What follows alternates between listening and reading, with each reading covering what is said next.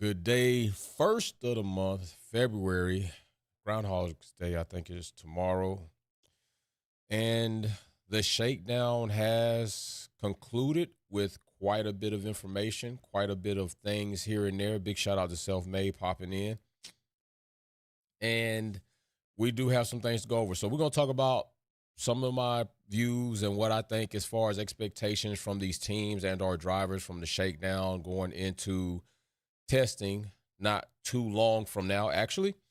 But first, we're going to approach and talk about something even more important. So as of late, as much craze as Aston Martin has produced with the Adrian Newey very aggressive developed car with so many other things popping and going on, I think it is important to address that Aston Martin is now facing a bit of negative PR right now.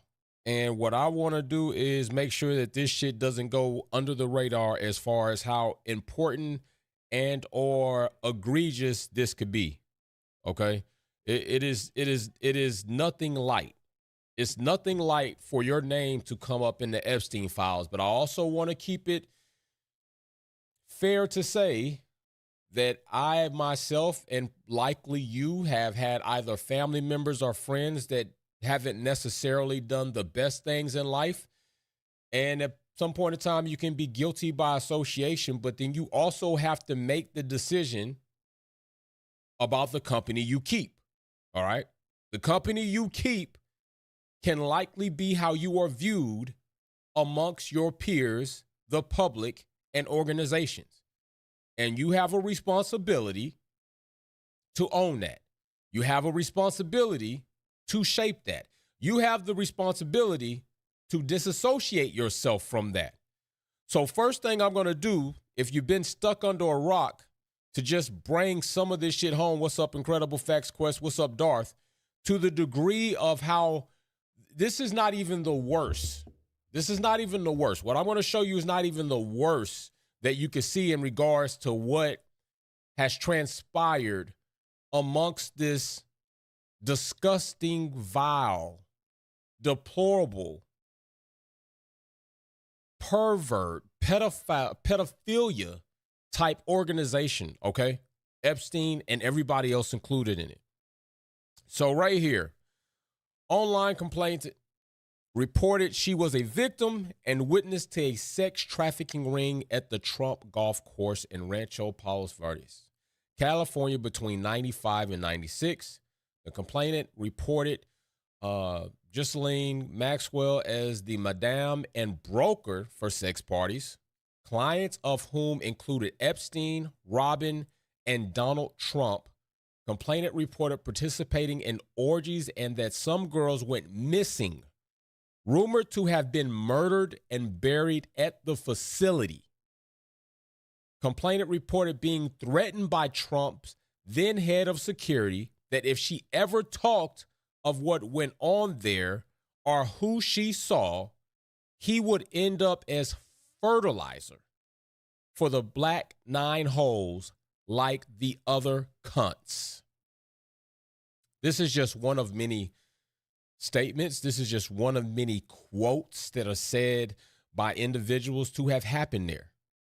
All right. So it is no small game. It is no small thing that if Lawrence Stroll's name appears in Epstein files, for whatever reason it was, it is not to be taken lightly.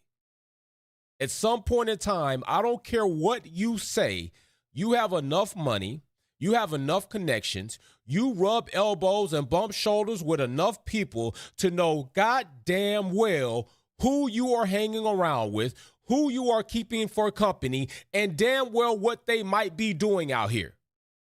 Rich people to that level, no. Now, whether you participated and or not doesn't really make it any better, because you associated yourself, whether it was for clout, whether it was for some type of marketability, whether it was for a financial gain within your company of making communication and relationships. Why would you want to associate yourself with somebody who has been holding an island of pedophilia, of rape, of racism, of murders, of snuff films? There's so much garbage bullshit coming out about what was done to kids, as well as people that you would consider grown adults taken advantage of and are missing, murdered, trafficked, whatever the case is. It's not a good thing for Lawrence Stroll's name to come up right now in any of this shit. And yeah, we know sometimes you happen to be on a plane, somebody else is there, you didn't necessarily know who they were going to invite. Oh, it's Epstein. Oh, it's Trump. I can understand that. But what happens next is where you get indicted. Did you choose to go to the island? Did you choose to join a party? Did you choose to maybe take more than one flight with said person that has done completely disgusting things? There's even a quote, there's even an account of a situation taking place where Trump raped a young girl. She begged him to wear protection. He did not. He slaps her, so he assaults her in the process of raping her, after which taking and having unprotected assault, rape, sex with this young girl. She asks, what happens if I end up pregnant? He throws money at her and says, use it for an abortion. This is who you're hanging around with? And let's not mistake this shit. Trump's name's not the only name in these files. Clinton's name's in there. There are so many people's names in there. But what I will do is I will go ahead and keep it fair that there also was another report of that said, rumored, among them are Lawrence Stroll, Flavio Brigatore, and Bernie Ecclestone, although it is critical to note that they are not accused of sex crimes, but they are believed to have interacted with Epstein, traveled on his plane, or visited his private island. Also mentioned in the court documents are 1997 world champion Villeneuve and former Ferrari driver Eddie Irvine, who became immensely wealthy in his retirement as a luxury real estate developer. Okay. So hold on. Wait a minute. All right. Wait a minute. So you're not, it is definitely noted, speculated, rumored. You are not being accused of sex crimes. Okay. But you are believed to have interacted with Epstein, traveled on his plane, or visited the private island. I'm going to tell you like this. It's not so good for you if you visited the island. Sometimes people get caught up in a private party. You show up to a private party and you realize, damn, there's some crazy shit going on here. I probably don't want to be here. If that's the case, all right, yeah, I've been invited to a party and walked in and seen some shit, was like, yo, hey, they kick the door in at any moment here. I'm not trying to catch this drug charge. I got to dip. Y'all got way too much going on. Way too much. I got to go. I can't take the chance to be here. I got my own shit going. I can't take the chance of being here. So if that's the case, it happens. But if we're talking about more than once, we're talking about a few times. Looking kind of suspect for you. Just saying. It's looking pretty suspect. So you might have to wear that. But as it sits right now, Mary Beanie says, good afternoon, Jay and the fam. I'm buzzing about Lewis. I'll explain in the Wolves Den, and I stand by what I said. Max no race wins. FIA needs to check Aston's car. So, yeah, we will see what happens with that. Now that has been addressed, because it is important. I don't know how far this is going to go, if it goes anywhere, because right now the federal government, the Trump administration, is doing everything they can to cause, to me, in my opinion, they are doing everything they can to cause a civil war, to have this country erupt. They have ICE agents murdering citizens, disarming legal carrying citizens, and then shooting them in the back, killing them. They just had another shooting not too long ago. They are They killed the woman when you could have just removed yourself from the car. They're pulling veterans out of their car who are legal citizens born in America. Trump is doing his best to not only cause disruption and a civil war, to find a way for his idiot ass to stay in house. And on top of that, cause everybody to look this way while they're dumping files and destroying evidence about the Epstein cases. They're doing everything they can. Where's Patel now? Where is the FBI, head of FBI right now? Where is he? Haven't heard from him. What is he doing? What is he doing? It's crazy. Y'all here arresting Don Lemon and several other black key figures that are reporting about your shenanigans, and you're arresting them. Trump should be arrested. Trump shouldn't even be president. He's a fucking felon. He's a felon. He's a crook. He's done horrible things. And if anybody's name definitely deserves to be criticized about being in Epstein files, it's him. This is the same guy that buried his ex-wife on a golf course so he can get tax credit. Yeah, come on now. We ain't doing that. But, and I'm going to tell y'all something. I'm going to tell y'all something right now. I'm going to keep it a buck with you. It is really hard for me. Every time I get on here live, it is really hard for me not to talk about the BS that is going on in this country. It's really hard for me not to talk about the BS that goes on in the world. It is really hard to fight the burning, passionate sensation inside of me to do what's right by any means necessary, which technically puts me in danger and my freedom in danger about what we see going on. And I don't know how long that can last. I don't know how far things can go before people like myself end up in a situation where we just can't take it anymore. That's where he's trying to push the country. So a lot of y'all need to understand, don't fall for this trick. Don't fall for the banana in the tailpipe. Don't turn against each other based off your color of your skin. You need to bond together based off the fact that we're human beings and we need to push forward together. And right now we have rotten individuals in a place of government that are trying to ruin our country and destroy us as far as the idea that we can all live in harmony together. That's what they want.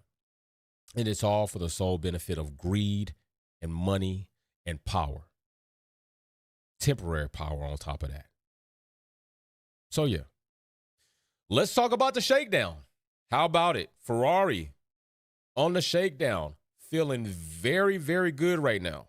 And what also I would say is that Lewis Hamilton said it went good. Ferrari, probably the most reliable team in the shakedown throughout the 5 days of the shakedown, aside from Mercedes. Lewis Hamilton also saying that it was enjoyable. Lewis Hamilton said it was enjoyable. Lewis Hamilton also said the car this generation seemed better than the last generation, although some characteristics there felt he can gather it up quick. Ferrari lapped a lot of them, logged a lot of laps, and I'm still going to tell you, remain cautious about all of a sudden thinking that Ferrari is on pace to be championship status. Do not go there just yet. Please do not go there just yet. I am not saying that Ferrari can't do it. I'm not saying I don't want to see Ferrari do it. I definitely am not saying I don't want to see Lewis Hamilton win, make podiums, and probably get another championship. I want to see all of that. What I am saying is they got to prove to me that it's worth me thinking, saying, and believing it. And that's not just yet. This is a good step, but this is not the be-all, say-all. We got to see what happens in testing in a few weeks. Then we got to see what's going to happen at the drop of the red light at the first race in Australia weeks after that. Temper your expectations, people. I'm telling you, don't get all high on this. Don't be on a high note about Ferrari right now. Just be on okay, that's nice. That's good. That's a good start. What else do you got? That's where you should be with Ferrari right now. Just keeping it a buck. By the way, we will be in Wolves Den today. We'll be in Wolves Den today, 12 noon Eastern Standard Time. Set your clocks accordingly. We got so much to talk about. There ought not be anybody in there being silent at that point in time. We got 5 days of news and information and data that's come out about shakedowns. We got Stroll's name, the Epstein files, possibly. Okay, we got Lewis Hamilton feeling good about this. We got Cadillac and Audi. We got so much. There ought to not be anybody not want to talk about this. This is the point. This is the point in the time where you have a space as a Wolfpack family member to voice your opinions and what you think about the Formula One season, period. Be there. Be present. Take opportunity of that. This is what we're here for.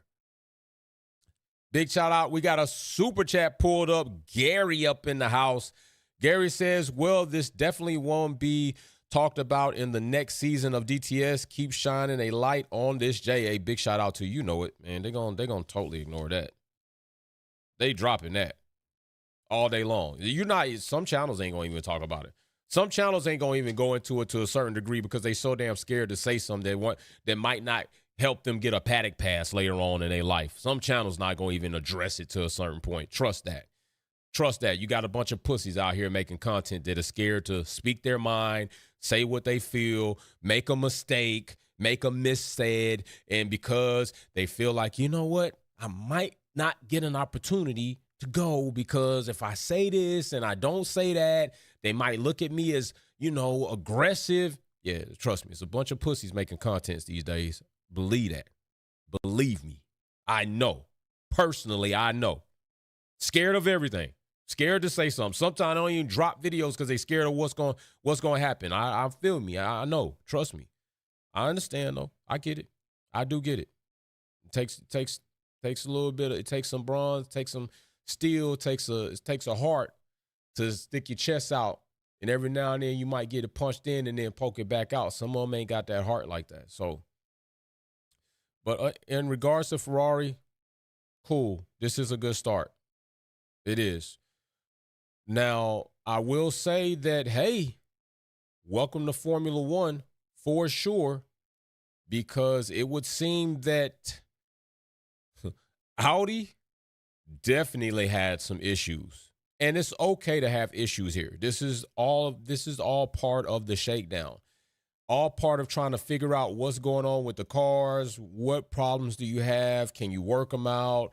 You got testing also coming out. All of that's understandable. This is by no means that I think Audi or Cadillac was going to come out just swinging and just all of a sudden start running up the board. I told you my expectations for both of these teams were to be consistent, reliable, and make it through more races than not.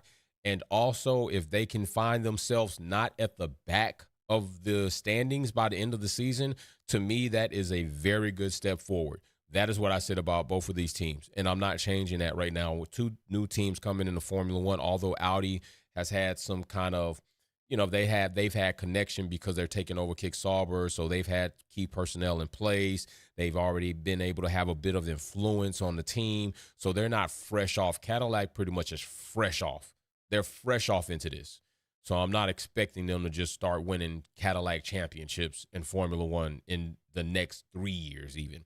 083 in the Super Chat says, good morning, Wolfpack fam. Jay won't start believing in Ferrari until the middle of the year. Ferrari seriously has to show and prove. That is where you should be. Legitimately, that's where you should be. That's a good spot. Matter of fact, I'm gonna poll it. How many of you have now went from what you saw last season to all of a sudden Ferrari's gonna be this great team next season?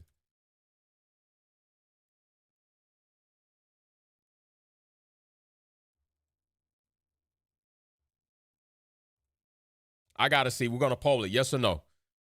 Are you thinking the Ferrari's about to be great? I got to ask you, 2026, are you all of a sudden, based on what you got from Shakedown, starting to feel, what's up, Miss Dino? What's up, Mary Beanie? What's up, Buck Dollar Puto? What's up?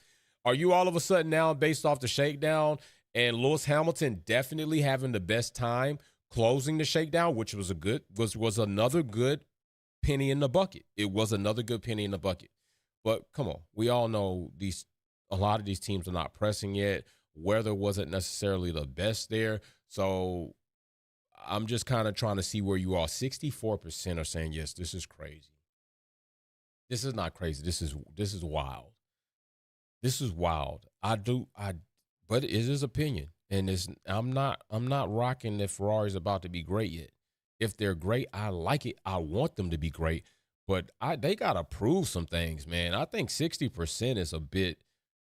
I think 60% means you've just fallen back in love with, not fall in love, because you shouldn't have.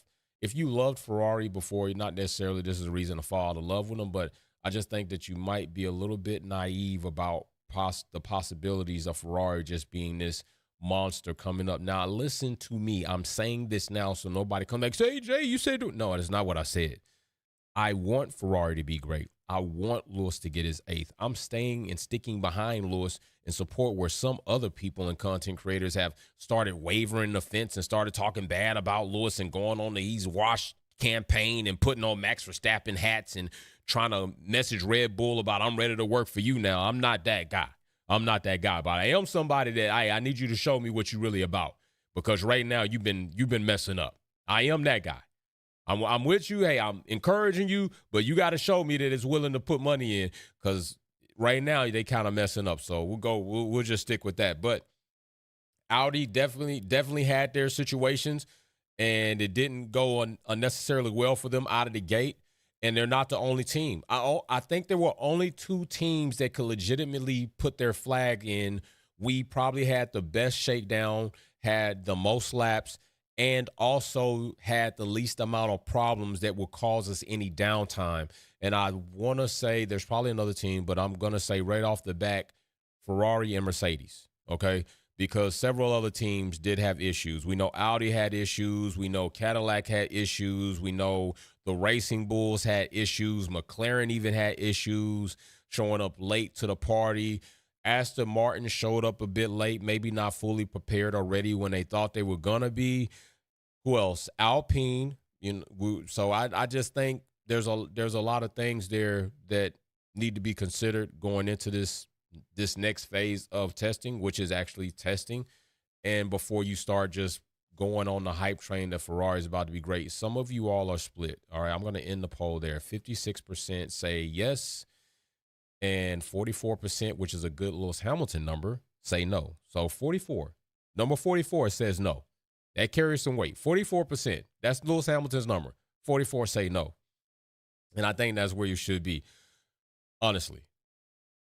So, yeah, Aston Martin, very aggressive car, very aggressive design, a lot of things to take notice of from the car, not take from, because you still got to put it on track. It still needs to perform. It still needs to live up to the hype that it's created right now. So we will see if that happens. Red Bull also kind of not starting off the way that they probably would like in their campaign. But once again, this is shakedown. We're going to see what happens in testing. This no longer does Red Bull right now get the benefit of the doubt of being able to develop overnight in this season. This is a new season. This is a new era. They are working with new power unit collaborations with Ford. So there are several key personnel members that are no longer with the team. There is no more of this until proven to be that I will say Red Bull, you know what it is. Max Verstappen, lay a hot lap, doesn't matter. Red Bull can do things overnight. They'll be back on pace the following day. That has to be now re-earned with so many changes. So Red Bull loses a bit of that, and I also think they might be kind of on the backswing as well. But then we get into Mercedes. Mercedes is looking actually kind of good with what they have going on as far as what they were able to accomplish, what they were able to collect, their consistency, their reliability. They are looking good. Their drivers and their mentality or their perspective about the car. Gary in the Super Chat says Aston could build a rocket ship and Aston Martin would still finish in the midfield as both drivers are shit. I'll say it for you, Gary. I'll say it for you. I know you didn't want to say it, but I'll say it for you because I know that's what you meant. Indeed. And that is something else we could talk about. So George Russell having a boo-boo, evidently needing some ice for just scraping his leg. Somebody said the princess got hurt, which many of you also would say, but Mercedes is looking good. And Alpine might indeed be beneficiaries of a Mercedes program in that power unit. So if Mercedes is doing well, their power unit is doing well, it's creating good power, it's staying reliable. Alpine now has an area of their car, of their program that they don't have to spend upteenth amount of time in, because we all know that Alpine Renault has at one time been okay, cool, but a lot of time people can view it as Renault held Red Bull back, although it was part of, some good moments. We watched the Renault team itself when it was black and gold or black and yellow. Technically, it was a damn smoke bomb. And then Alpine trying to be still a works team, it just wasn't working out. They're switching to the Mercedes power unit. Mercedes seems to be in a good direction, and Alpine may benefit from that. And now they can focus more on other areas of their program, since they won't have to focus on a failing power unit program because they have Mercedes and their customers are Mercedes. So Alpine, Gasly, and Colapinto might be doing some notable things this season. Not going to just get all high on expectations out of Alpine. It's still ran by Flavio Brigatore. They still likely have a driver's quandrum there where Colapinto, I don't even know if he makes it through the season just yet. So we'll see what happens there. So we'll see how that goes. Also, McLaren, to me, it's almost like the Super Bowl hangover, right? That was a very daunting task that they often made very daunting for themselves, with not being able to prioritize their drivers. They almost lost the championship because they were playing around with themselves in the bathroom and didn't have enough lotion to make things work right. And they almost gave a championship to Max Verstappen. Fortunately for them, it didn't happen that way. But then there are several of us who think they screwed Oscar Piastri. And now it would seem that I don't know if McLaren are going to be as strong as they once were in that previous era. This is kind of wiping the sheet clear for a lot of teams to find out who's gonna be top dog this season in this new era. And then the following season, as teams come more grips to this, who's going to be able to reinvent themselves to now become the new top dog, or is somebody just going to stay the top dog? So there's a lot there. McLaren definitely have their work cut out for them as well. And we'll see where that's going to land them. Indeed. As far as Red Bull and the Racing Bulls, I already said what I said about Red Bull kind of floats down to the Racing Bulls, but I think a lot of us are going to pay more attention to Hadjar this season. I think that's where the focus is going to be on, not only from us, but I think for journalists and talking heads, is how is Hadjar going to perform with the Racing Bulls? How is he going to get along with the program?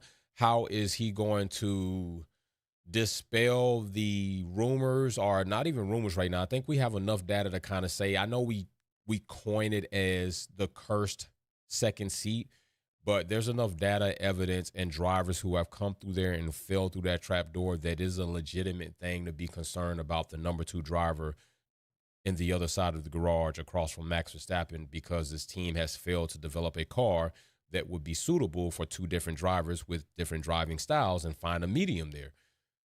So a lot of us are looking to see if Hadjar is going to experience what we've all seen other drivers experience. And many of us don't want that to be the case for Hadjar.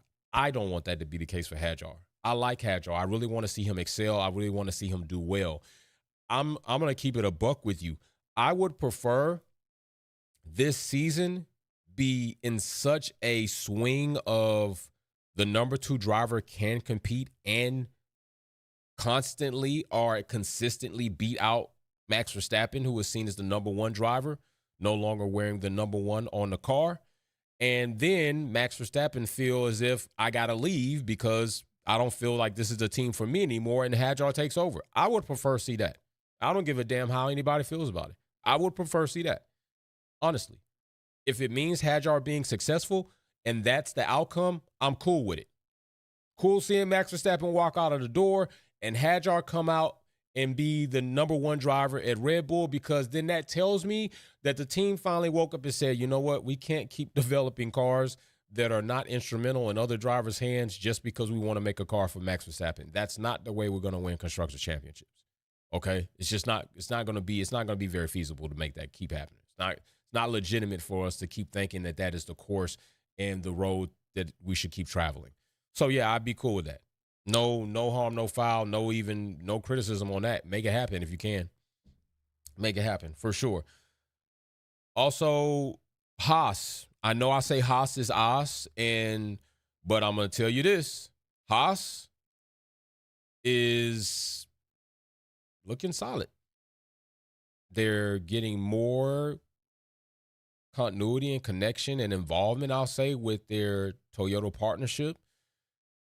Haas, for the past at least 2 seasons, has shown us that at least in their program, and especially with Komatsu doing his thing, that they've changed I think the ideology, the idea of what it takes to be a team in Formula One has somehow, via somebody, and I'm going to credit Komatsu for this, reaching into Gene Haas and making him understand you can't do what you're doing and think you're going to have a successful Formula One team.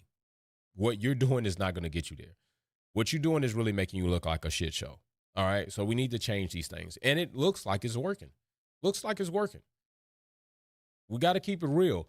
The more legitimate competitive teams we have in Formula One, just not teams being in Formula One because it legit gets them marketability and advertising space, it's better for us. It's better for the sport overall. So if Haas is going to be a legit competing team and they're going to keep growing this program, and they do have a young driver, if they can retain Ollie Behrman to stay there while they continue to grow, and he doesn't mind because he sees that, okay, this is something that is really turning into something, that's better for them too. That's better for them too. If any of these teams have promising rookies in their second year, and these rookies are showing the teams that, hey, these are legit drivers, we just got to build a program and a car that will enable them to utilize their skills, their talents, and their experience to the umpteenth ability, that we could see them make podiums, and podiums then turn into race wins, and race wins then turn into more points so we can get into the championship standings. You should hold on to them. It's pretty much like an NFL team having a spectacular rookie quarterback on a rookie deal. You can now focus in other parts of your team, bring in other personnel, bring in other players to fill gaps, and now you have an opportunity within a short amount of time to make a run for the Super Bowl, because you don't have to worry about putting money into your quarterback. Maybe you got a star running back. You can put more money into the offensive line, put more money into DBs to make the other quarterback second guess. That's what it's like if you have a spectacular rookie right now in his second season, steadily, consistently growing and becoming a legit Formula One driver. So these teams have an opportunity. These drivers have an opportunity. Now it's time to find out what you have in these drivers in this next season. And going into a new era, if these drivers can adapt at this young age and this very early stage to then get back competitive and have pace, that speaks even more for them. All right? It speaks even more for them. And if these teams don't realize that, other teams will. Because other teams are looking to find, we want to build a strong driver pairing that will run us several years. Young and ready to go. A seasoned and a young one together, ready to go. Much like the quarterback situation. You want a vet and a good up-and-coming rookie. The vet's going to take the reins, going to be able to lead the team. The rookie's going to learn, be able to develop. And once that rookie fills in, your continuity. That's what happened with the Pittsburgh Steelers. Mike Tomlin is an unbelievable Hall of Famer coach. But quarterback purgatory can damage your team, and they've been there as the Steelers for a long time, and he did a lot with little. Mike Tomlin did a lot with little. I don't think Mike McCarthy's going to be able to make that happen. He did a lot with very little, all right? Another team that is looking to be there, which we won't get into football, but basically that's what I'm saying. It's my analogy for the situation in the Formula One. You got a good rookie driver, second year, build them, stick with them, cultivate, build a relationship, don't leave them out in the wind. Lewis Hamilton said it best. You got to build an environment that is very productive for these young drivers. And France Toss said it as well with the whole situation with Nick DeVries. Whether we think Nick DeVries was really a legit good driver or not, he just had legit good moments that gave him an opportunity. These are rookie drivers, and sometimes the view gets skewed when you have drivers like Oscar Piastri come in and just run it up. You're like, oh, that's what it should be. No, that's not what it should. That's not always what it's going to be. Not always what it's going to be. Super chat from Gary says, until F1 and FIA has professional stewards, this is a very good ongoing point too, Gary, for real. and racing bulls get separate ownership, another damn good point, the sport will be viewed as Mickey Mouse with zero integrity. Well, hot damn. Very good point right there. You lay it out. I'm just going to call those, we call those bars around here at the Wolfpack bars. You spitting bars, Gary. That's true. And that's another thing that we're going to end up talking about. I think that's going to be another conversation, especially in a new era. These stewards, they got to have professional stewards, unbiased as much as you can come by, implementing these rules and regulations, because we've seen so much tilted in the favor of Red Bull. It ain't funny. And to your next point, the Red Bull 2 teams, 4 cars, 4 drivers needs to be separated under different ownership. And I do mean completely. Now, if this program of the Racing Bull or the Red Bull powertrains really ever comes into fruition and they really start being a supplier of power units, okay, then that is what it is, right? I'm not hating on that part of the game. But yeah, that needs to be broken up completely. That I agree with you, Gary. Definitely. All there. I'm 100% down with you on that. So listen, we will be in Wolves Den 12 noon. At 12 noon, I literally just came off the road, 15-degree weather, so cold, the truck struggled to get over 180 degrees in operational temp and getting car parts. I had a guy drive down from Kentucky, stayed to the plan. It's very hard to find people that do what they say and say what they do. Drove down from Kentucky to bring me some very hard-to-find parts for this build. Met him this morning at 7:30. And it's still ice on the parts he brought me. I got the parts literally, I'm not lying, like it's ice on the parts. I'll take a picture if it hasn't melted. It's literally chunks of ice on the parts. So my morning started early, about 3 a.m. I'm excited to be here with you. I'm very eager to get into the Wolves Den with you because I know that you all should have a lot to say. Don't forget, we have a lot of family members that are right now taking a break from Formula One. They will be back once the season starts, so the family and the thread is going to be even more jumping. Big shout out to everybody that's stuck in there through the off season and still producing and sharing information and talking amongst each other and joining these Wolf Den so we can keep having conversation. So, yeah, we're going to have a good time in Wolves Den. Trust me, be there. I don't care if it's 4, 5, 6, if it's even 20, 30 people. Either way it goes, we still going to have our conversation, so do not miss that, all right? I will see you at Wolves Den 12 noon. With that being said, if you are in the Epstein files and you went to the island and you participated in said deplorable acts, murderous acts, rapist acts, pedophilia acts, assaulting acts, male chauvinistic, and or any other type of acts, you are indeed a piece of shit. A piece of shit. Much like Trump. Straight piece of shit. We're out.